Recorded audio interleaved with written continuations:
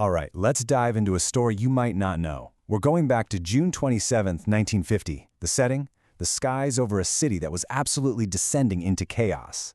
A frantic evacuation was on a collision course with a surprise attack. This is the story of the very first air battle of the Korean War, a day that, believe it or not, would change air combat for good. So that's the big question, right? How could one dogfight, just one single engagement, change everything? Well, it's because this isn't just a story about a battle. It's really about a technological revolution. This was the exact moment the past and the future of air combat literally met head-on, signaling the end of an era and, well, the violent birth of a brand new one. So our story really kicks off just 2 days after a surprise invasion that caught the entire world completely flat-footed. Down on the ground, the situation was just falling apart at an incredible, terrifying speed. Okay, so look at how fast this happened. On June 25th, North Korea's massive army just comes crashing across the 38th parallel. Within 48 hours, the South Korean forces were in a full-blown rout. And by the morning of the 27th, the day we're talking about, enemy troops were already on the outskirts of the capital city, Seoul. I mean, time was seriously running out. And trapped right in the path of this invasion, 2,001 people. We're talking diplomats, military families, American civilians, and they were completely stranded. The U.S. military had one job and one job only: get them out, and get them out now. So you can just imagine the scene at Kimpo Airfield. Pure chaos. These huge, unarmed transport planes were the one and only hope for thousands of people. And the order was simple, direct: get them out by any means necessary. It wasn't about being neat, it was about survival. But just as the planes were filling up, a brand new threat appeared in the sky. And this, right here, brings us to the first real dogfight of the entire war. You know, that classic close-range aerial battle between fighter planes. It was a total showdown between two legendary propeller planes from World War II battling for control of the sky right over that desperate evacuation happening below. So at high noon, 5 American F-82 twin Mustangs, they were flying escort for the transports, they spotted their targets. 5 North Korean Yak-9 fighters were bearing down on the airfield. The numbers were even, 5 against 5. But the American commander, a guy named Major James W. Little, he was a World War II flying ace, so experience was definitely on his side. So as the Yaks dove on those totally vulnerable transports, the American Mustangs just roared in to intercept. The North Koreans, yeah, they had the element of surprise, but the F-82s were faster and a lot more agile. The dogfight was on, and Major Little fired the very first American shots of the air war. And the result?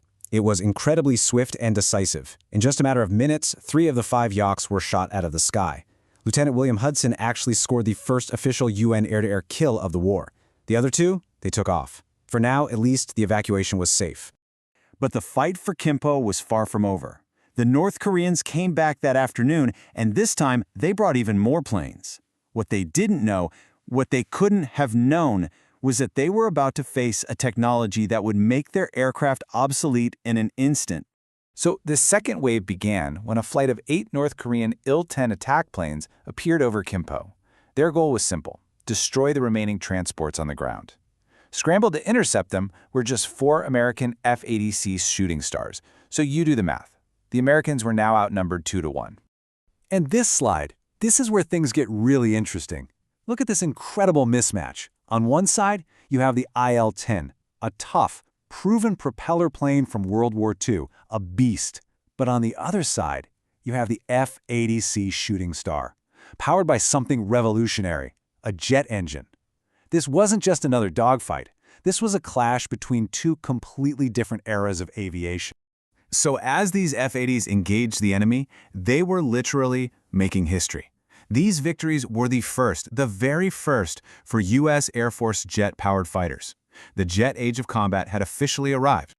The fight itself was just brutally efficient. The sheer speed of the jets was overwhelming. The 4 F-80s, led by Captain Raymond Chilareff, just tore right through the North Korean formation. They shot down 4 of the 8 Il-10s almost immediately, and again with 0 American losses. I mean, can you imagine the psychological shock for those propeller pilots, facing a weapon they couldn't outrun, couldn't outmaneuver? The remaining enemy planes just turned tail and fled north. So in just a few hours, this small battle over a single airfield had this enormous impact that would be felt for the rest of the war and, frankly, well beyond. Let's really break down its legacy. 7. That's the total number of North Korean aircraft destroyed in a single day. Now, for their relatively small air force, this wasn't just a loss. This was a strategic catastrophe that taught them a very, very hard lesson about their new enemy. So what does this all mean? Well, this one day established complete UN air supremacy over Korea for months to come. It marked the very first combat victory for a U.S. jet fighter, proving, without a doubt, the absolute superiority of the new technology. And most importantly, on a human level, it made sure all 2,001 of those civilians got out safely. The Battle of Suwon Airfield was basically a warning shot to the world. It showed that technology was advancing at a terrifying pace. Propeller planes were now relics of the past, and the jet engine was the new king of the sky.